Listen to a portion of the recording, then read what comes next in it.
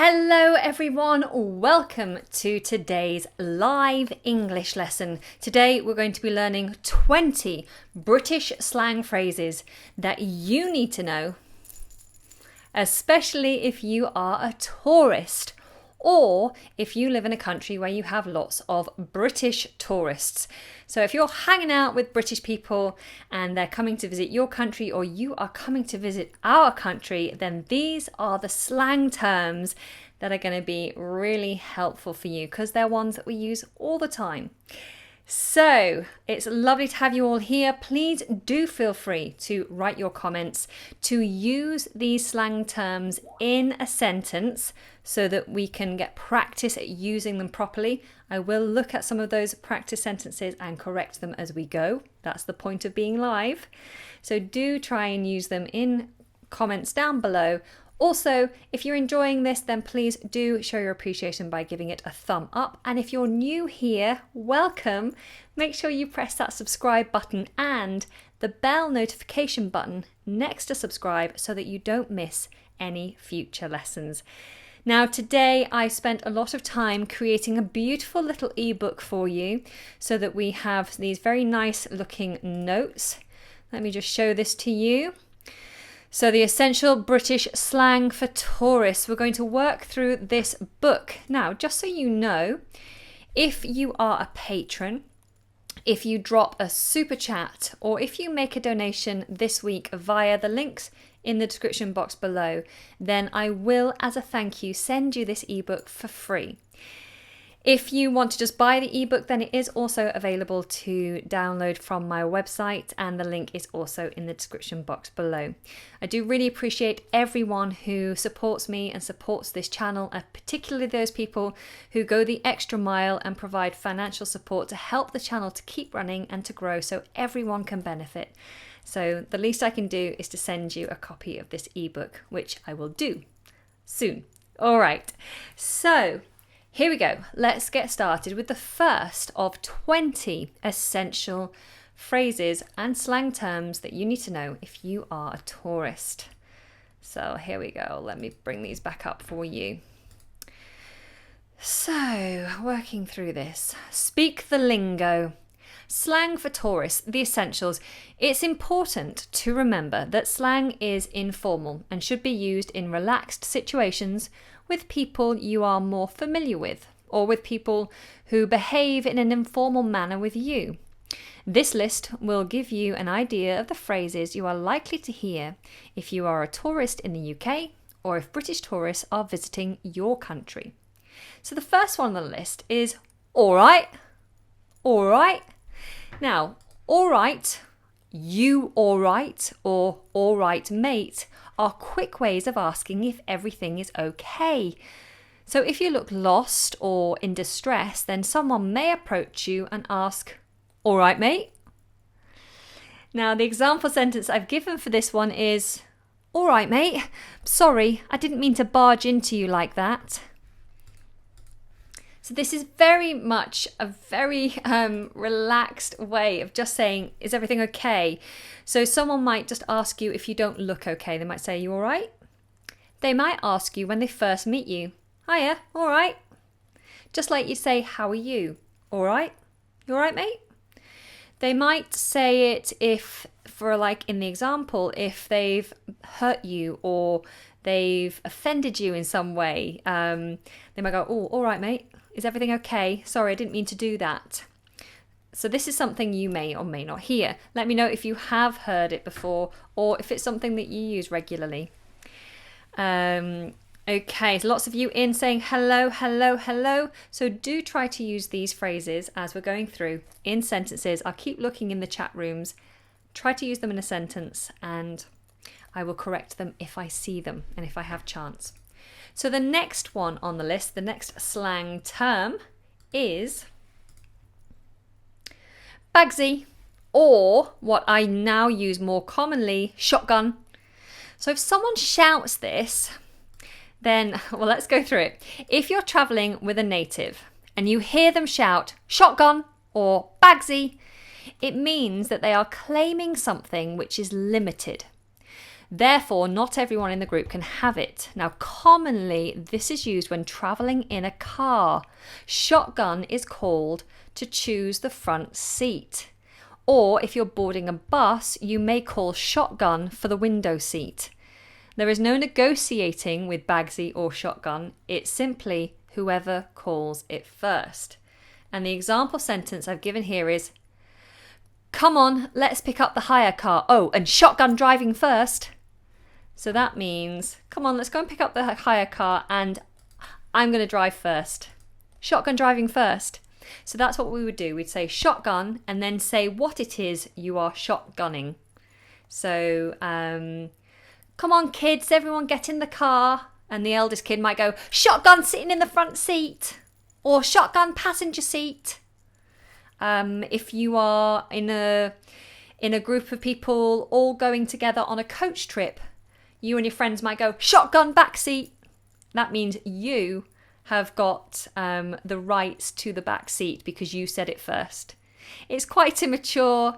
Kids do use it all the time, but adults also use it, particularly with their friends. I certainly use it, and lots of my friends have used it with me too. Do you have something similar in your country? Let me know in the comments. I would love to know. Okay, so that's 2 now that we've learned. Shotgun or Bagsy. And all right. So Marlena, hello Marlena, you've said, all right, you look very pale. So you're saying, is everything okay? You look quite pale. Great, so you're inquiring about my health. Thank you very much. Okay, anything else come through? All right, Anna says, more half. Great, just put a question mark after it and that would be perfect. And also, whenever you write someone's name, always capitalize it. That's first and surname, always capitalize them. Again, Ahmed, you've said, all right, you look tired.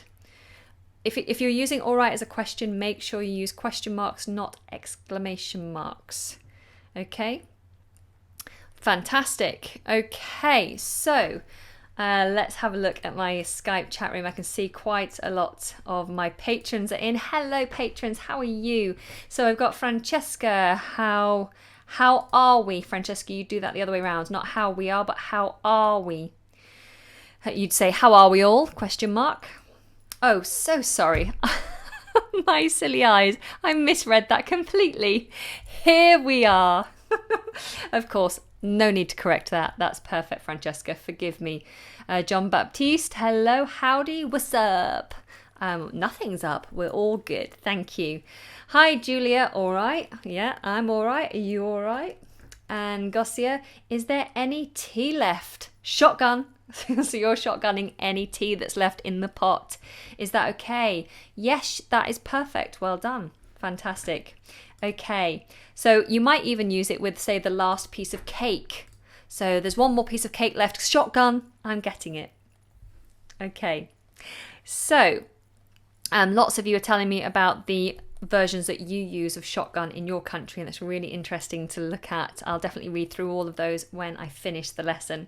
So what's next on the list? Well, we have, this is a good one. Bob's your uncle. Bob's your uncle. Has anyone heard this before? Anyone got any idea what it means? Well, let's look at it together. Bob's your uncle, similar to et voilà. If you speak French, then you'll know that this phrase means there you go, or you're all set. Voilà. Et voilà. So, for example, if you're in a new car, maybe you're hiring a car when you go abroad, and it's an automatic car, and it doesn't have a key that you would stick into an ignition, and you're like, oh, but how do I start the engine? And they say, to start the engine, depress. Oh dear, I've made a mistake there because I changed press to depress. So ignore that word. Depress the brake, and at the same time, oh, I've made 2 typos. I need to correct this. Goodness me. Okay, I'll correct this after the lesson. Oh, I need someone to proofread everything for me, don't I? So this should read, to start the engine, depress the brake, and at the same time, push the start button, and Bob's your uncle. So to start the engine, depress the brake, and at the same time, push the start button, and Bob's your uncle. Okay, apologies about those terrible typos, but at least when I go through it with you, I spot them so I can correct that one later. So, Bob's your uncle, et voila. Can you think of any other examples where you would use Bob's your uncle? If so, please write it in the comments section below. Well, it's getting a little dark. The sun is going in. So, what is next? After Bob's your uncle, you will have the word brolly in the notes. Let's have a look. A brolly. What is a brolly? Well, a brolly in the UK is something you will definitely need. It refers to an umbrella. Umbrella. Have I spelt that right? I'll have to double check that one. Anyone who's really good at spelling, tell me if I've spelt umbrella incorrectly. It suddenly looks wrong. Oh dear, what a day. So, a brolly is common slang for umbrella, which you will definitely need when visiting the UK as it rains a lot here, no matter what the season is. And the example sentence I've given is, "Excuse me, madam, don't forget your brolly." This is something you'll probably hear if you are about to step off a train and you've left your brolly behind, or maybe you're in a restaurant and you put your brolly to one side waiting for it to dry and you're about to go out. Now it's beautiful sunshine and the waiter might chase you and say, "Excuse me, madam, don't forget your brolly." Okay? Okay, thank you. Julia tells me that umbrella is well spelt. Thank you very much. That makes me feel better. Okay, good. All right. So I have an example sentence here from Gizu. I hope I pronounced that correctly. You've said, "Bob's your uncle, the dinner is ready." Sorry, the dinner is served. Very good use of it. Well done. Fanny's your aunt. Yes, so sometimes people extend this phrase to Bob's your uncle, Fanny's your aunt, and Dick's your best friend. So Bob, Fanny, and Dick are all terms that are used as names. So Dick is short for Richard. Dick is short for Richard. Fanny was a popular girl's name in the old days. Nowadays it's not so much. But both of these names can also be crude terms for other things, which is why they're not very popular as names anymore. And we generally just shorten down the phrase to Bob's your uncle. Okay? Okay, so next we're going to go on to Bog Standard. So Bog Standard, if something is Bog Standard, then it means, let me just bring it up for you. If something is Bog Standard, it means it's normal, it's ordinary. There is nothing special about it. So you might get a Bog Standard meal. You might get a Bog Standard hire car. It's just a Bog Standard dress. It's just a Bog Standard pair of flip-flops. What have you bought recently that was Bog Standard? This is a perfectly normal phrase to use. You'll see people even talking about it in formal situations. It's Bog Standard. So it just means nothing special. The example sentence, let's hope I've not made any typos here. The example sentence is, what type of accommodation are you looking for?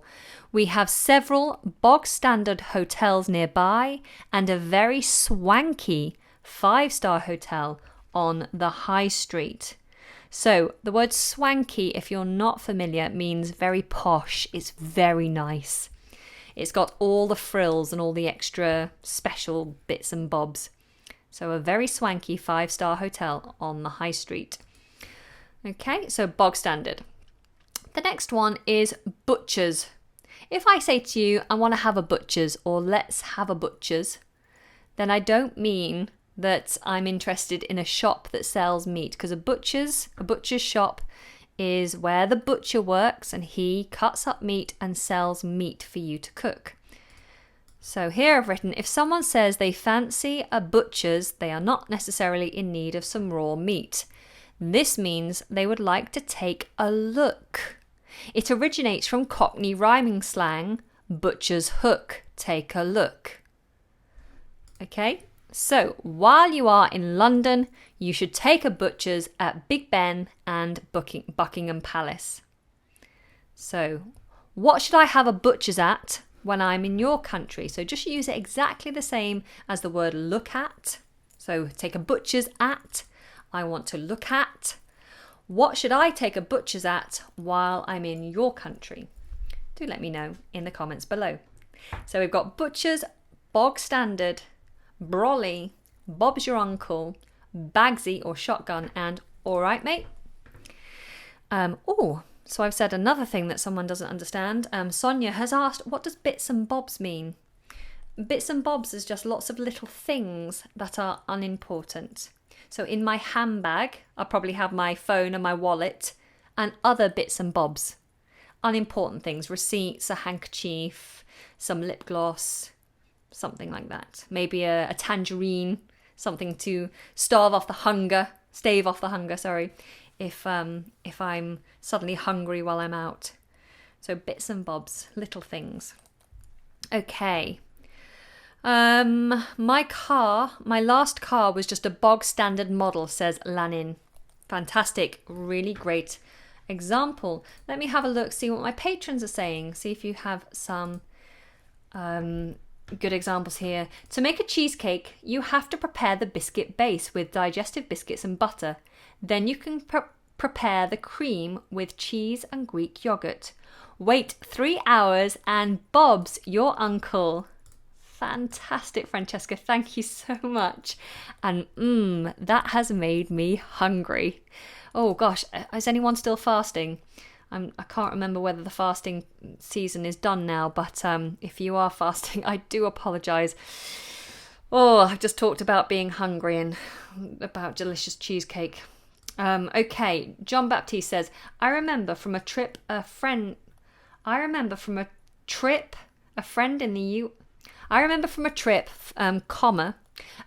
the US called shotgun to sit in the front next to the driver while hopping into the car. I asked her what it meant, and that has an A in it as well, MEANT. And while explaining, she told me that it came from the old stagecoach days when the guy next to the driver was holding the shotgun to defend in case of an attack. I don't know if that's true. It sounds like it could be true. And thank you for sharing that little bit of history with us. I always love the origin of phrases. In Italy, pasta is a bog standard meal. And I love pasta, and I'm going to be in Italy very soon. So I'm very excited about all the pasta I'll be eating. At the shop, hi, may I help you? No thanks, just taking a butcher's. Perfect, Julia, perfect. Sales assistant, are you looking for anything in particular? Just be careful of your spelling there. Me, I just want to take a butcher's, thanks. Perfect. Well done, ladies. Really nice examples there. Very, very good.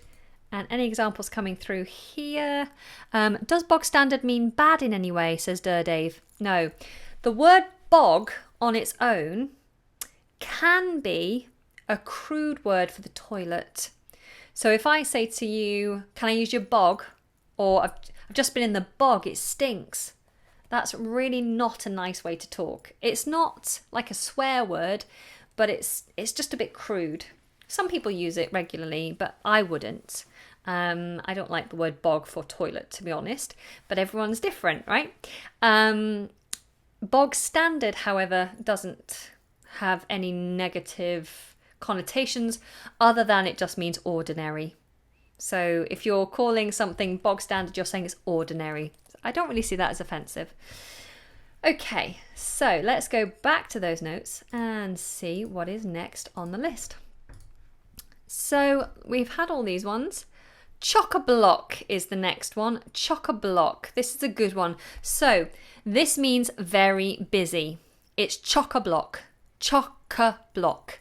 And if you're visiting popular tourist spots, then it is likely that at times it will be Chock-A-Block. The example that I've given here is, if you ask me, I would suggest that you avoid the town centre today. With the carnival going on, it is going to be Chock-A-Block. Okay, nice and easy. When is it Chock-A-Block in your main town? Do you have a certain time of year or a certain event that goes on that means your town, your local area is Chock-A-Block? Where I live, I'm very close to one of the palaces. And this means that when the sun is out and when it's like school holidays, then on the weekend, then we have lots of visitors. So around that area near the palace, during those times, it can be chock-a-block.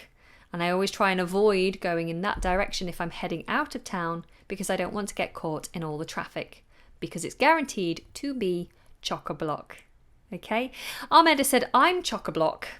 We don't use it in that respect. We always use it to mean busy with lots of things, as in like the area is busy, so there's lots of people.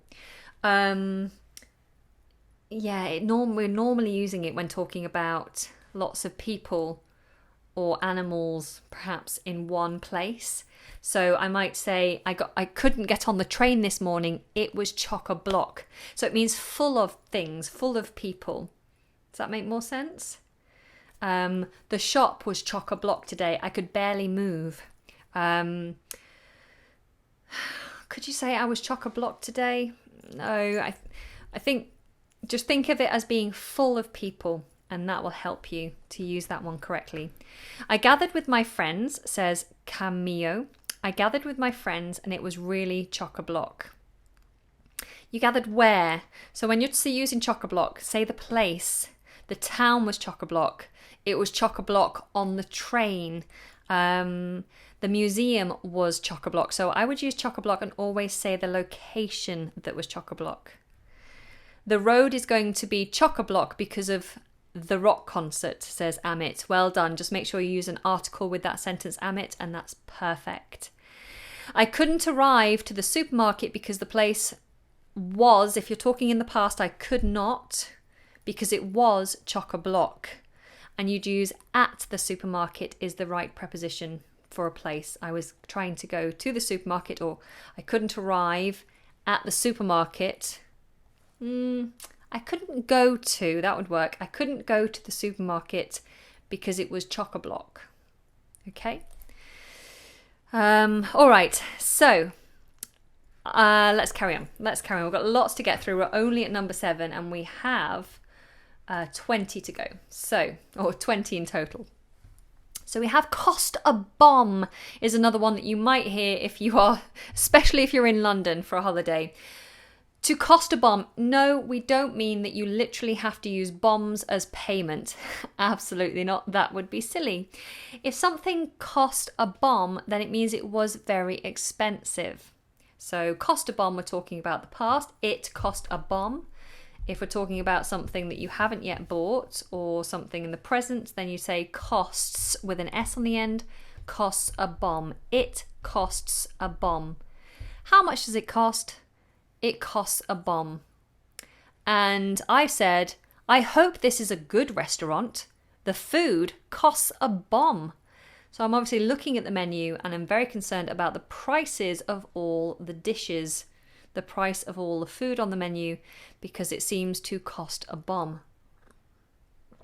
So you try and use that now in a sentence. And the next one, which is quite an easy one, is the word faff. Think of faff meaning to mess or to waste time. To faff is to waste time doing something unimportant. Sometimes, when travelling, you can end up wasting time faffing around or faffing about, we can say. To faff around or faff about. Looking for a toilet or looking for a PowerPoint, perhaps to charge your phone, or trying to work out where you are. There's lots of faff, isn't there, when you're travelling? So here is the example sentence. We mustn't miss our connection today. So no faffing around. Just pack and let's go. So in that example, I imagined I was talking to my brother. And I said to my brother, look, we mustn't miss our connection today. We're getting a train to the next town. We mustn't miss our connection today. So no faffing around. He normally faffs around, doing his hair, making himself look pretty, shaving, picking a shirt, changing to something else, going, no, I don't like this outfit. Faffing around. Maybe doing his toenails. Faffing around. So I say, look, we mustn't be late. We're always late because you faff around, but not today. We mustn't be late. No faffing around. Just pack. Let's go. I'm sure you've all faffed around at some point or been delayed by someone who does faff around. Okay, so let's have a look at you guys using these last two examples. So to faff or to cost a bomb. So does faff have anything to do with kerfuffle? It sounds similar, doesn't it? Faff means to waste time. You're wasting time. Stop faffing about. Kerfuffle means a little bit of trouble. There's been a bit of a commotion.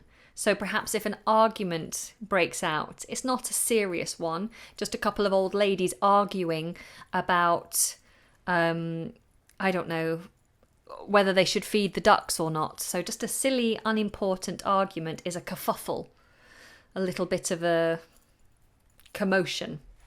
But to faff about is different. It doesn't mean a commotion. To faff around, you can do faffing around completely silently, and it doesn't have to disturb anybody. A kerfuffle disturbs the peace, whereas faffing around is just doing things that are unimportant. Okay.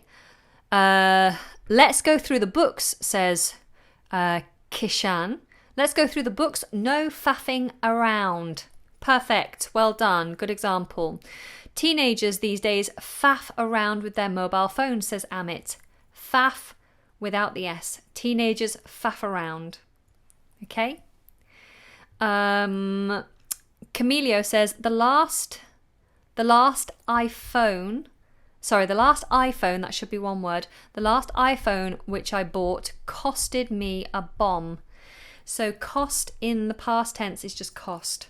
Okay, so the last iPhone I bought, you don't need the word which either. The last iPhone I bought cost a bomb. Good. And yes, iPhones do cost a bomb. I didn't get a new iPhone this time. I just allowed my boyfriend to buy a new iPhone and then I took his old one. Yay for me, because they're so expensive.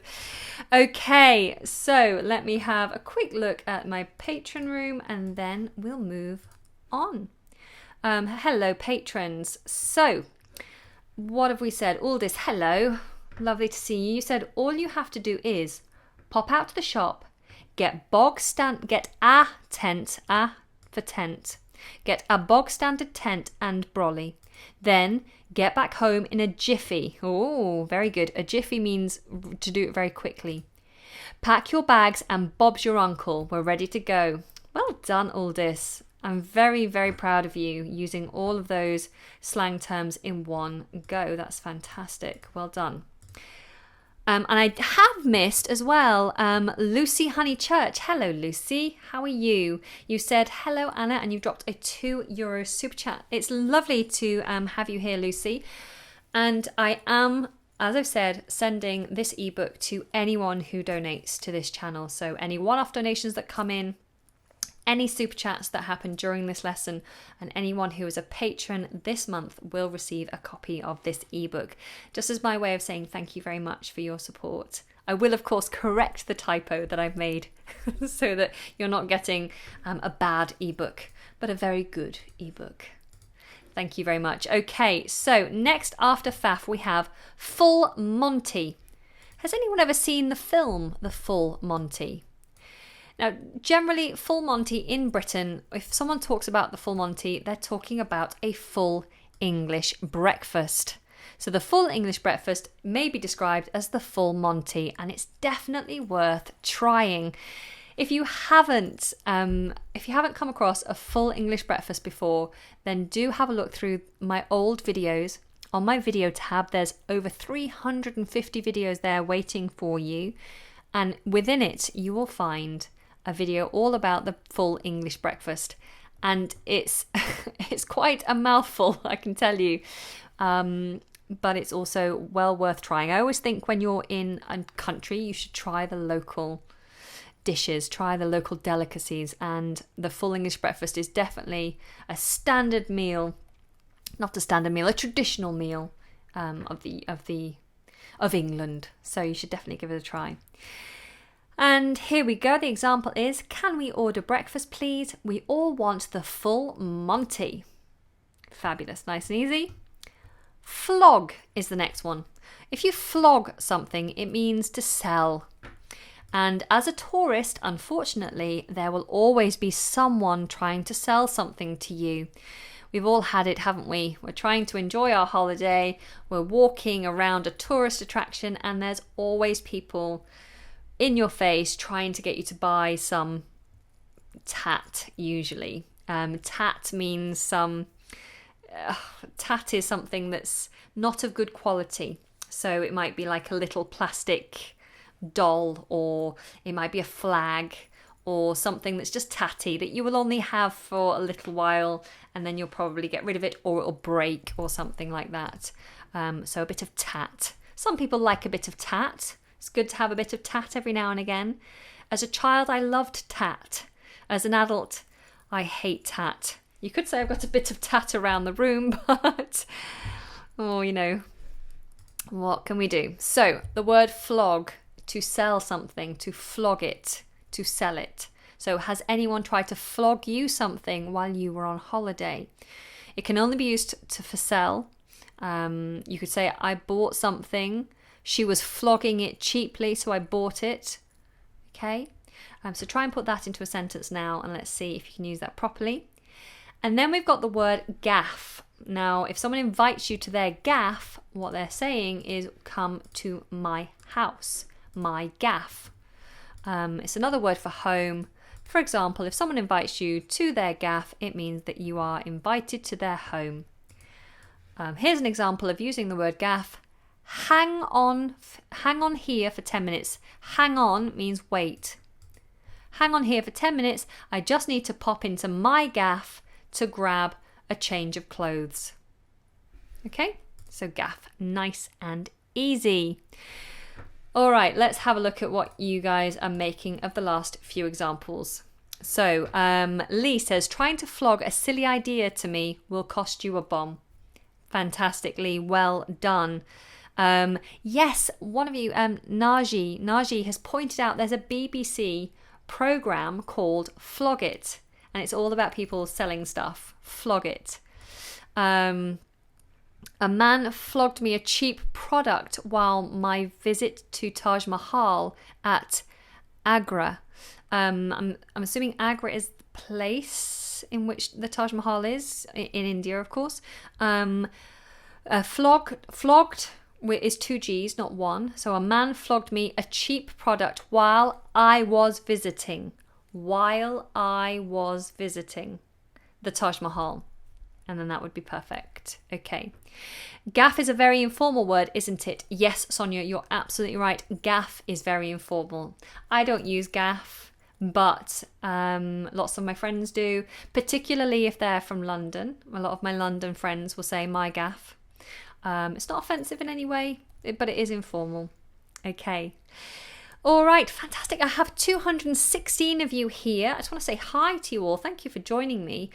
If you haven't already and you're finding this helpful, please do show your appreciation by giving it a thumb. And if you're not subscribed, then you know what to do. Smash that subscribe button. Okay, so the next one on the list after flog and gaff is the word grub. Grub. Now, grub is used often. You might hear the phrase pub grub. And if you caught the episode where I went to the pub with Sebra and Layla from Love English, if you saw that episode, then you would have heard the term pub grub. Grub means food. It's another word for food. So it's a slang word for food. And in a pub that serves food, you may hear the term pub grub. Okay, the example I've given is, let's meet by the fountain and find somewhere nice to have a bit of grub. So perhaps if I'm visiting your country and you say, is there anything I can help you with? Do you need any advice? I might say, where can I find some local grub? I'm really hungry, but I want some local food. And you'll say, oh, there's a nice place down the road that does some really great grub. This is a good word. After grub, we have the word gutted. I use this word often. To be gutted, it means to be devastated, a slang term for devastated. You will be gutted if you miss your flight, for example, or you experience bad weather during your trip. So, for example, last week, was it last week or the week before? I went camping in Wales and I was having lots of adventures. I wanted to do a day paddleboarding on the water on the lake, but we had one of the worst storms that the UK has had for a very long time, with lots of thunder and lightning and flooding. I was gutted because it meant that I couldn't spend a day paddleboarding on the lake. So at that point, I was gutted. I was gutted about the weather. So what have you been gutted about when you've taken a trip? Has something bad happened? Were you gutted or were you not gutted? Perhaps some things like this don't bother you. If there are mishaps on holiday, perhaps it doesn't bother you at all. Okay, hello Andreas, how are you? Hello George, and yes, lots of you in. Hi, hi, hi. So, please do try to use the word gutted, and what was the other one? Grub. Gutted and grub. Dave says gutted is also used a lot as a one-word response, right? Yes, that's absolutely right. So, for example, let's imagine I've gone to a restaurant and maybe it's a self-serve restaurant. So I go up, it's a buffet. I fill my plate with this amazing food. I start walking towards the table and I trip and my food falls out of my hand. The plate turns over, my food goes everywhere all over the floor. Then you might look at me and go, gutted. Yeah, so it's your way of saying, oh, that's devastating. Oh, gutted. You must be gutted. And I'll go, oh yeah, gutted. My food is all over the floor. Okay, Arthur. Hello, Arthur. You say, let's get some grub in your gaff. Your mother will be disappointed if we don't eat her special full Monty. Great. I would say at your gaff. So let's grab some grub at your gaff. Full stop. Your mother will be disappointed if we don't eat her special full Monty. Perfect. Okay. Neelam, you said poor people always gutted. I would disagree with that sentiment. And so that statement, it doesn't really work because I think that sentiment is off. Obviously, being devastated is quite a big thing, but poor people can also be quite happy. They're not always miserable and devastated. They might live a harsh life, but there are poor people who live quite happily and can have happy times. Okay, what else have we got? I was gutted after the today cricket match result. After today's, with an S, it has to be possessive. After today's cricket match result, I was gutted. Good. Okay, let's move on to the next one. Quickly, just Julia has said, I'm gutted. I need some pub grub to lift my mood up. Perfect, Julia. Well done. Good use of both of those slang terms. All right, let's jump straight back on over to our notes. After gutted, we have... I didn't do the example sentence, did I? We travelled all the way from Brazil to see this football match and it's being cancelled. We are just gutted. Oh no, gutted. Okay, so hole in the wall is another one, very important. So this is a common term for a cash machine. So where you go to pull your cash out of the wall, we call it sometimes a hole in the wall.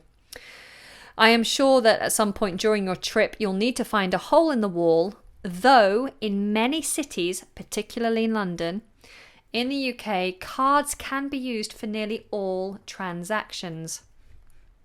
The example sentence I've given here is, imagining I'm a taxi driver. I will drop you off at a hole in the wall so that you can get some cash out. And that sometimes is the case. If you're getting into a taxi, you might have to say to the taxi driver, do you take card or is it cash only? If they're cash only and you don't have any cash on you, you might say, can you stop at a cash point? Or do you know where there's a hole in the wall? And then they would say, yeah, I'll stop at a hole in the wall, you can get some cash out and then we'll go. Now, like I said, in London and in the major cities these days, your card will pretty much cover every transaction, even small transactions like 50p or £1. Particularly contactless cards as well. It's becoming very, very easy to use your card. And so For example, I never carry cash, ever.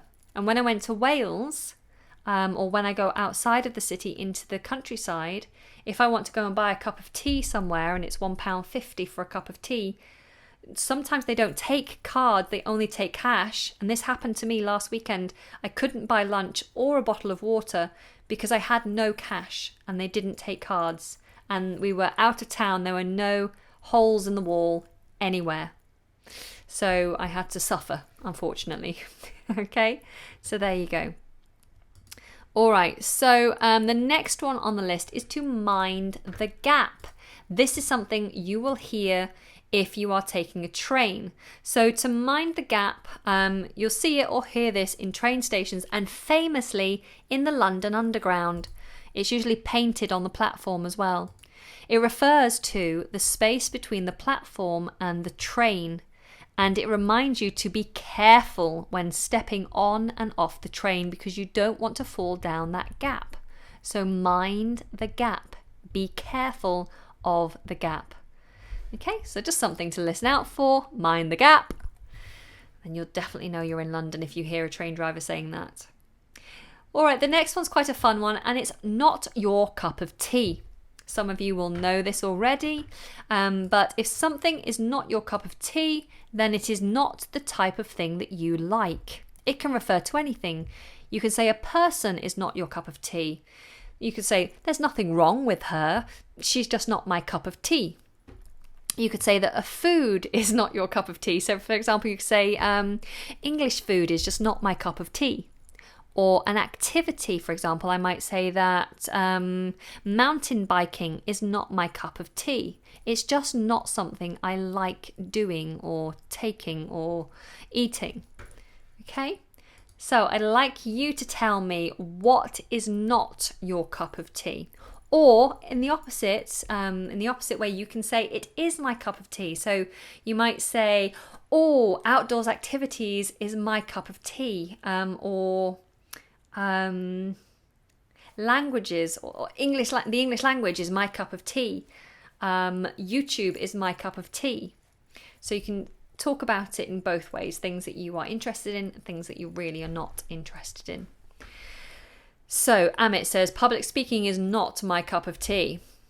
Sonia says, in Australia, we say, that's not your beer, it's not your coffee. Oh, really? To mean the same, sorry, in Austria, not Australia, I misread. In Austria, that's very interesting. So in the same way that I would say it's not my cup of tea, you'd say that's not your beer. I didn't know that. This type of love isn't my cup of tea. Interesting. Tea is not my cup of tea. Very good. Zumba is not my cup of tea, but I do it once a week. Yes, exercise is good. You have to try and find something that is your cup of tea. But exercise is good no matter what it is. Drawing is not my cup of tea. Science is my cup of tea. Do Americans say the cup of tea expression? I don't know, to be honest. I would love to know if any Americans are watching. Please let us know. Do you use it? Do you understand it? Have you heard it? Okay, Emo said, watching Anna's videos is my cup of tea. Thank you very much. Okay, fantastic. So, coffee is my cup of tea, says Andreas. Let me have a look at these comments, actually. There's a few things I could do here. So let's just go back. A man was flogging amazing homemade artworks. Very good. We had to haggle for a long time, but at the end, it still cost me a bomb. I was gutted. I would say in the end, but in the end, it still cost me a bomb. I was gutted. That's a really, really nice. That's a really nice paragraph you put together there. Well done. I could come to hear the AC/DC, but I must tell you, rock music is not my cup of tea. I don't think we need the, because it's the name of a band. I could come to hear AC/DC, but I must tell you, rock music is not my cup of tea. Yeah, I'd lose the, Julia. Otherwise, brilliant. Coffee, not my cup of tea. Very nice, Andreas. Either is mine, because you're saying, oh, sorry, is my cup of tea, is my cup of tea. In this one, Julia, you'd say mine too. It is mine too. Okay, this doesn't work. So mine too would be the response to say, I feel the same way as you, Andreas. Okay, let's jump back. We're getting close to the end. So the next one, I love this one, is pear-shaped. Pear-shaped. If something is pear-shaped or something has gone, normally talk about it going. It's gone pear-shaped, it's going pear-shaped, it might go pear-shaped. Then it means it has gone wrong or it has not gone to plan. Normally in a negative way. So if it's gone bad, it's gone wrong, it's not gone to plan, then it has gone pear-shaped. And the example I've given is, we had hoped to have a family picnic in the park, but it's all gone pear-shaped. Let's imagine that it started to rain, there's hurricane force winds, maybe there are a swarm of killer bees and they are all in the park, and so you can't go into the park because of the killer bees. Maybe all the food that you bought for the picnic was left in the car overnight and it got hot and it's all ruined. So you're just like, oh, it's just all gone pear-shaped. This beautiful family picnic day we were going to have, it's all gone wrong. It's all gone pear-shaped. Good expression, pear-shaped. The next one on the list, and I like this one also, is a spanner in the works. A spanner in the works. This refers to something that gets in the way of or disrupts your plans. So if something gets in the way of your plans, then it is a spanner in the works. So, for example, I've written, we have been training to climb Everest, but David's broken ankle has thrown a spanner in the works. We often use it with throw, to throw a spanner in the works. So, for example, if we are planning a trip together and we're very excited about our trip, we've booked our accommodation, we've booked our flights, we're now planning exactly what we're going to do each day, and then I suddenly have a big job interview for a job I've wanted for ages and I can't miss it, but it sits right in the middle of our holiday, I might have to come in and say, I'm really sorry, but I'm going to have to throw a spanner in the works. I'm going to have to disrupt our plans. I am throwing a spanner in the works. I can't come. Okay? So, have you ever had someone throw a spanner in the works, or something? Has something thrown a spanner in the works to disrupt your plans completely? And then we look at the last one on the list, but there are some bonus slang terms after this. But the last one on the list, officially, is to splash out. Something that we all need to do every now and again, to splash out. To splash out is to spend a lot of money on something considered a treat. We often splash out on holiday, don't we? And the example I've given is, this is our last holiday before the baby arrives, so we plan to splash out on a fancy hotel and the best restaurants. Now, I was thinking about my own situation for this one. Of course, I'm taking a trip to Italy, which I've mentioned before, and it is our last trip before the baby is born. So it's our last trip as a couple, just the two of us, enjoying freedom before we become parents and life changes forever. So we are limited to a budget, but we will splash out, I'm sure, on occasion. We'll splash out and have maybe a couple of nights in a very nice restaurant and enjoy some really lovely Italian food. What have you splashed out on recently? Do you feel guilty when you splash out? I think it's important to treat ourselves, but do you ever splash out? Mohammed said, I splash out on shopping. Shopping for what? Shopping for food, shopping for clothes, shopping for gadgets. What do you like to splash out on? Neelam says, I am pear-shaped on road. That doesn't quite work. Remember, if something goes pear-shaped, it's a plan that goes wrong. So normally we don't go pear-shaped. A plan goes pear-shaped. Make sense? What else do we have? I wanted to go for a walk, but there was but there were so many people who wanted to flog stuff to us that we headed back. We don't need soon. I would say shortly after, but we soon headed back. That would work. There were so many people who wanted to flog stuff to us that we soon headed back. Okay, I was gutted. Hope that makes sense, Sonia. Camilio says, we've been rehearsing for 1 hour, but unfortunately in the 5th song, my guitar strings, spanner in the works, my guitar strings broke throwing a spanner in the works. My guitar strings broke throwing a spanner in the works. Okay, I would often use throw with that particular phrase. Any more for any more? Can I see any more? Dave says, this sounds like a spanner has been thrown into the gears of a machine. That's exactly how I envisage it as well. It's a really good way to think about it. My interview has gone, G-O-N-E, has gone pear-shaped. Okay, you've written got pair of shape. That's not quite right. My interview has gone pear-shaped. Okay, good. I hope you have a wonderful holiday, says Natalia. Thank you. But all went pear-shaped because of the bad weather. Oh, you're saying, right, sorry, I thought you were wishing me a good holiday. But what you're saying is I hoped to have a wonderful holiday, but all went pear-shaped because of bad weather. My apologies. I can't read today. That is perfectly correct. Well done. Okay, I used to splash out for party. I used to splash out on parties. Okay. All right. So we would have a weekend in the suburbs. Usually we use an S with that. We plural suburbs. But his sudden disease became a pear-shaped. No, we'd say the plans went wrong. So the plans went pear-shaped because of his sudden disease. The plans suddenly went pear-shaped because of his disease. Okay, that would work. The plans went pear-shaped because of his disease. Okay?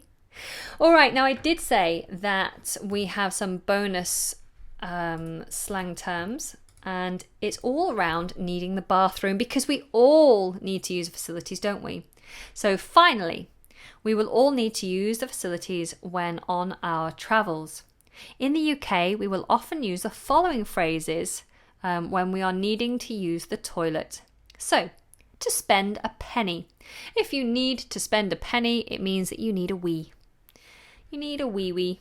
So, I need to spend a penny. It's just a very, very polite way of saying I need a wee. Nice and easy. We can also use these terms, I need the bathroom, or could I use your bathroom? I often use this one. And it's funny because the rooms that we're looking for don't need to have a bath, and often they don't. In a restaurant, I might say, could you tell me where the bathroom is, please? And I'm just asking for the toilet. For me, bathroom just sounds more polite. I don't know why I say it, but if someone's asking for the bathroom, they're probably needing the toilet, not a bath. Okay? We also might use simply toilet or loo. Is quite a common one here. I need the loo. Where is the loo, please? Where is the toilet? And we often refer to the loos or the toilets as ladies or gents. So you might say, could you tell me where the ladies is? Could you tell me where the gents is? Or I'm just popping to the ladies for a moment. To pop somewhere is to go somewhere quickly. I'm just popping to the ladies for a moment to powder my nose. Okay, fantastic. So thank you so much everyone for joining me. I do hope that you found that helpful. We have spent nearly an hour together now learning these phrases, these slang terms that I do hope will be helpful for you if you are taking a trip in the UK. All of the terms included are common, very, very common terms. I tried to really base it around travel, so I do hope that it's been useful in some way. But if it hasn't, then it has still been lovely to have your company today. Thank you again to Lucy for that donation.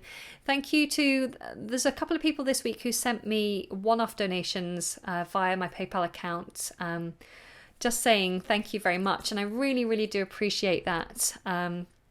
It's always a lovely surprise when people want to donate and help out.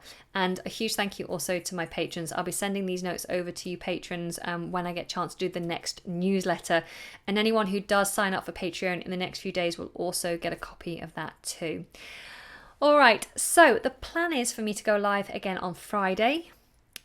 Usually around midday, but I'll announce exactly what time I'll be able to run the lesson via Facebook and via Instagram. So do make sure you're following me there. The link's down in the description box below. Otherwise, there will be some more videos coming this week. And then after that, I'm away for 2 weeks, but hopefully I'll have a few videos coming out for you while I'm on my travels. So do stay tuned. Make sure you've clicked subscribe and that bell notification button so you don't miss out on those. And if you're missing me terribly, which I'm sure you will not, but if you do, there are over 350 videos here for you to go have a look at. So please do take some time to look at my video tab. Otherwise, mwah, mwah, mwah, ciao. I will speak to you all again on Friday. Lots of love from London. Take care and